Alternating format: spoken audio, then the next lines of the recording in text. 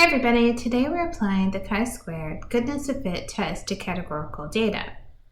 In our example, a school counselor wants to know if the distribution of eye colors among students at her school matches the national statistics for children. According to national data, 40% have brown eyes, 30% have blue eyes, 20% have green eyes, 10% have hazel eyes. The counselor randomly surveys 200 students and records the following results. She observed 65 students with brown eyes, 58 students with blue eyes, 48 students with green eyes, and 29 students with hazel eyes. When we do our chi-square distribution, remember we need to know the degrees of freedom. We have 4 categories, brown, blue, green, and hazel, which means our degrees of freedom will be 4 minus 1, which is equal to 3. Now we need to state the hypotheses. Our null hypothesis is the color distribution at the school matches the national distribution. The alternative is the eye color distribution at the school is different from the national distribution. We'll test using alpha equals 0.05. Let's take our observed eye color, observed count, and expected proportion over to Minitab.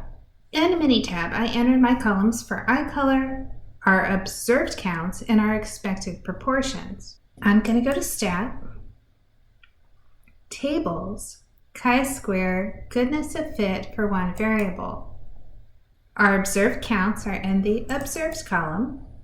Our category name is the eye color column, and we are looking for specific proportions, and we need to enter that can be found in the expected column. Now we can select OK. Let's talk about the columns that Minitab produced. The test proportion we entered, and it gave us a column of expected values. Remember, our total count was 200. Minitab took the expected proportion, 0.4, multiplied by 200 to get 80. Then 0.3 times 200 was 60, 0.2 times 200, 40, and 0.1 times 200 was 20. So now we have expected counts to look at in comparison to our observed counts. As we scroll further down, we can see the summary of our 200 count, our degrees of freedom of 300, our test statistic of 8.52917, and a p-value of 0.036. Again, remember, if you need to change the number of decimal places, go to the table options and change to the number of decimal places you want. You can see a comparison of observed versus expected if you scroll further down to the graphs. In this case, we can see we had less brown eyes than expected, less blue eyes than expected, but more green and more hazel than the national average.